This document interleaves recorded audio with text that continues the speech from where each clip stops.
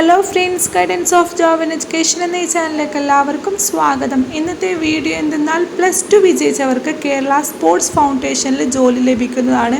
Okay, ജോബിൻ്റെ ഡീറ്റെയിലേക്ക് പോകുന്നതിന് മുമ്പ് ഈ ചാനൽ നിങ്ങൾ ആദ്യമായി കാണുന്നതെങ്കിൽ ഇതുപോലുള്ള ജോബ് റിലേറ്റഡും എഡ്യൂക്കേഷൻ റിലേറ്റഡുമായിട്ടുള്ള വീഡിയോസ് ലഭിക്കാനായി ഈ ചാനലൊന്ന് സബ്സ്ക്രൈബ് ചെയ്യാനും ലൈക്ക് ചെയ്യാനും ഷെയർ ചെയ്യാനും കമൻറ്റ് ചെയ്യാനും മറക്കരുത്. എന്നാൽ നമുക്ക് ജോബിൻ്റെ ഡീറ്റെയിലേക്ക് പോകാം. സ്പോർട്സ് കേരള ഫൗണ്ടേഷൻ കീഴിലുള്ള സ്ഥാപനങ്ങളിലേക്ക് ജോലിക്കാരെ നിയമിക്കുന്നു. കെയർ ടേക്കർ തസ്തികയിലേക്കാണ് +2 യോഗ്യതയുള്ളവരെ ഇപ്പോൾ നിയമിക്കുന്നത്.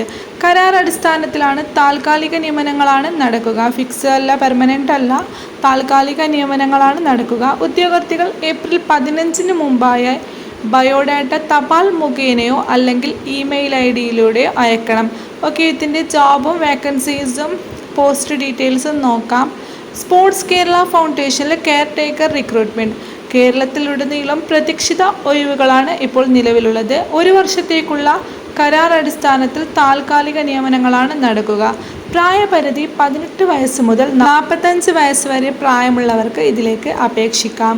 യോഗ്യത +2 പാസ്സായിരിക്കണം. കമ്പ്യൂട്ടർ പരിജ്ഞാനം ആവശ്യമാണ്. സ്പോർട്സ് ഫീൽഡിൽ 1 വർഷത്തെ എക്സ്പീരിയൻസ് ഉള്ളവർക്ക് മുൻഗണന എന്ന് പറയുന്നുണ്ട്. അത് നിർബന്ധമല്ല.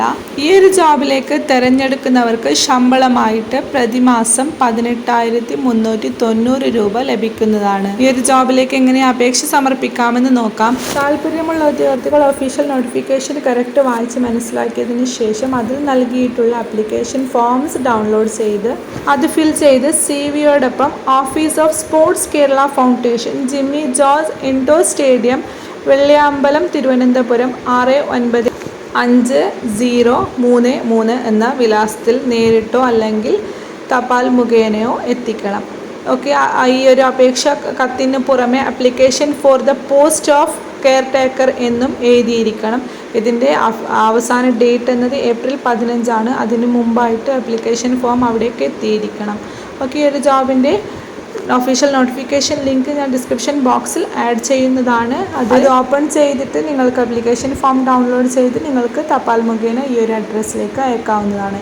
ഓക്കെ, ഈ ഒരു ജോബ് നിങ്ങൾക്ക് ഉപകാരപ്പെടുന്നെന്ന് തോന്നുന്നുണ്ടെങ്കിൽ ജസ്റ്റ് ഒന്ന് അപ്ലൈ ചെയ്ത് നോക്കുക. അല്ലെങ്കിൽ ആർക്കെങ്കിലും ഉപകാരപ്പെടുന്നവർക്കുണ്ടെങ്കിൽ അവർക്കൊന്ന് ഷെയർ ചെയ്ത് കൊടുത്ത് അപ്ലൈ ചെയ്യാൻ പറയാം. Thank you.